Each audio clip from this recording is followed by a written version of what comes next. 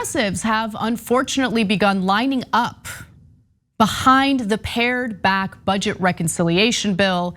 The same bill that we learned today will not include a billionaire tax on unrealized gains.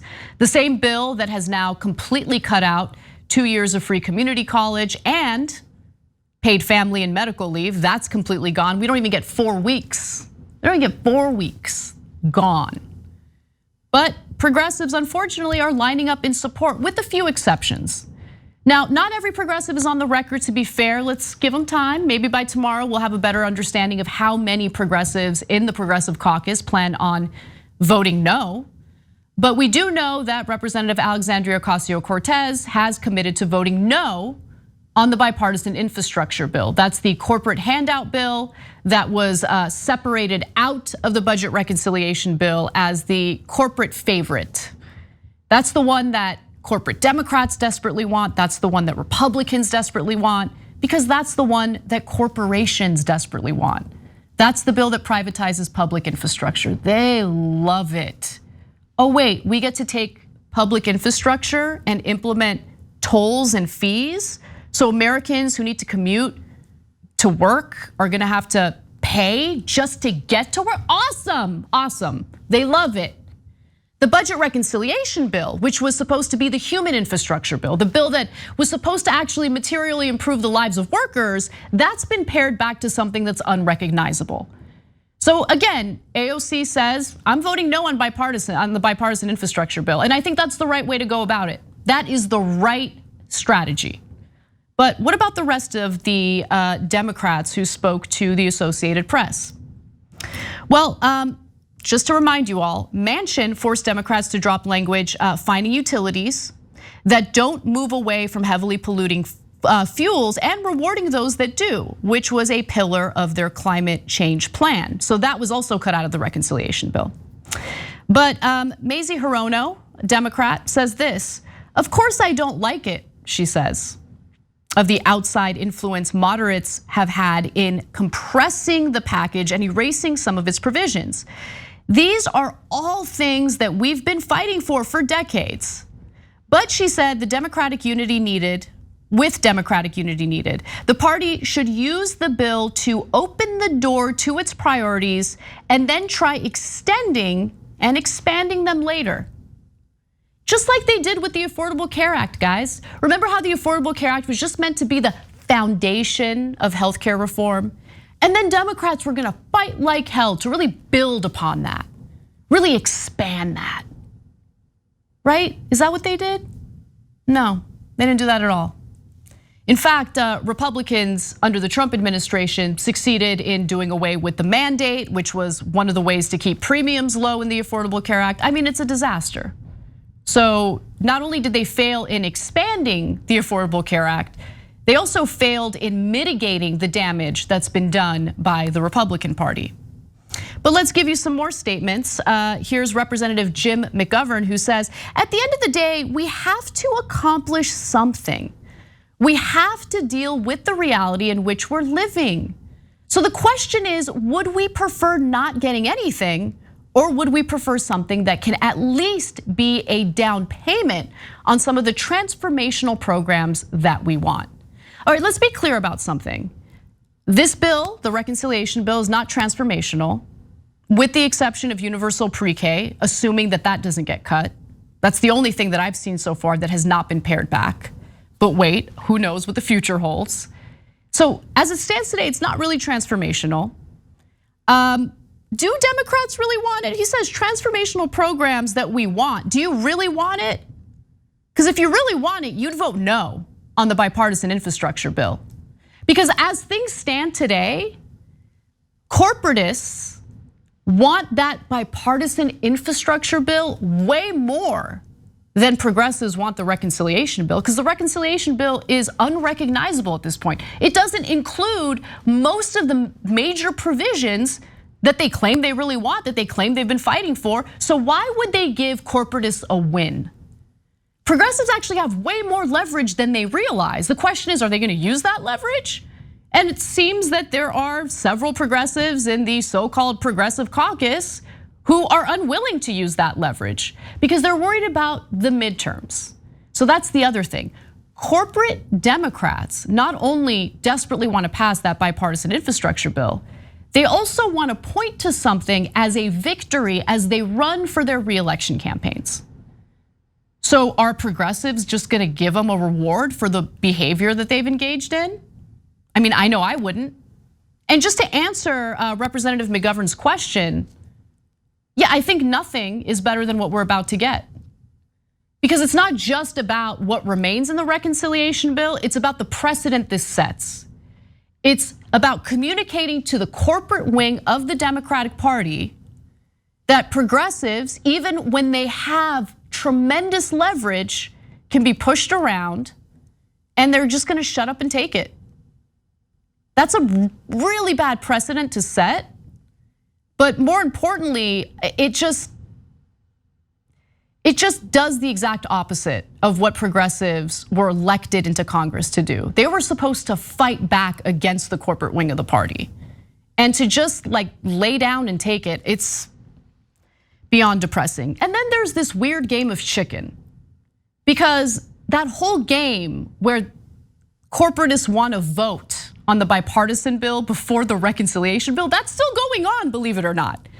So Pramila Jayapal, the head of the Congressional Progressive Caucus, was asked about that. What is gonna be the order of voting here? Are you willing to vote in favor of the bipartisan infrastructure deal before the bill for the reconciliation, before the reconciliation bill is ready? And her answer was as follows, let's watch. If we can all get to agreement before the president leaves, that would be great. We can have an agreement in principle and we can finish voting the bills out next week. And is that enough for you, an agreement in principle to move forward on a vote on the bipartisan package? Well, we're calling for both votes on both bills at the same time. So hopefully by next week we can get them both done. By next week, okay. I mean, hopefully sooner than that. You know, we're ready. We're ready. We've been ready. I mean, we've been ready for some time. But the progressive caucus in your position still hasn't changed. A framework is not enough to vote on the bipartisan package. What we've said consistently, and we've been really clear about this, is we want to vote both bills. Now, you know, we're willing to, if there's agreement on the Senate moving forward, and the president has an ironclad commitment from all 50 senators, we will vote both of them out of the House, but we still want to vote both of them out of the House. I mean, who cares? The reconciliation bill is unrecognizable. It doesn't include many of the provisions that progressives claim they want and have been fighting for. But even with everything pared back, the corporate wing of the party is still trying to play this game where they're just trying to get that bipartisan bill passed immediately and then, yeah, we'll get to the reconciliation bill when we get there. And what's amazing, or maybe not amazing, maybe this is the most expected part of the story, was how Speaker Nancy Pelosi reacted to what Pramila Jayapal said there. Let's watch. Speaker Pelosi, Congresswoman Jayapal just said that a framework agreement is not enough to vote for the bill. Well, I think it is. Thank you all. I think it is. I think it is. Even if we don't have the bill written yet, and all we have for the reconciliation bill is just a framework, which is nothing, I think the framework is enough to ensure that we vote on the bipartisan infrastructure bill. That's what Nancy Pelosi said there. When you do that, you get rid of all your leverage for the reconciliation bill.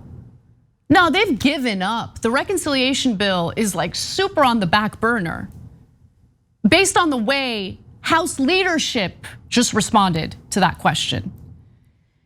Also, during a closed door meeting of House Democrats on Tuesday morning, Pelosi implored her rank and file members to compromise and embrace an emerging deal on Biden's roughly $2 trillion social spending and climate change package, even though its size and scope was far less than the $3.5 trillion progressives had hoped to achieve. And listen, it's not just about the top line number.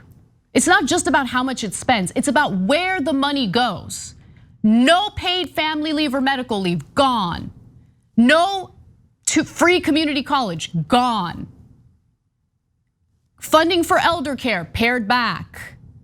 Major provisions pertaining to climate action, gone. Corporate tax increases, gone. No, but what does the bill include? Don't talk about embracing it. Don't try to turn this lemon into lemonade. It's a rotten lemon. Absolutely rotten. But she's encouraging progressives to go along with it. Why? Well, she claims we're on the verge of something major, transformative, historic, and bigger than anything else. That's amazing, because it's not true. Embrace it for what it is. No bill is everything. We cannot miss this opportunity. But what she's really concerned about is the midterm elections. Democrats want to just get this done. Midterms are coming, they got to go back to fundraising, and they want to point to something they accomplished for their fundraising purposes and for their campaigning purposes. And so recent polls show both the New Jersey and Virginia gubernatorial races tightening, with Democrat Terry McAuliffe now essentially tied with Republican Glenn Youngkin in Virginia. National Democratic leaders are increasingly worried that a Republican upset in either state would deflate the base, energize the right, and cripple the agenda of Biden, whose approval numbers are already underwater. You know who's crippling Biden's agenda? Corporate Democrats. So how about you deal with them? But again, this is more evidence that progressive lawmakers have a lot more leverage than they even realize. Why give corporate Democrats a reward? I wouldn't do it. Luckily, AOC isn't gonna do it.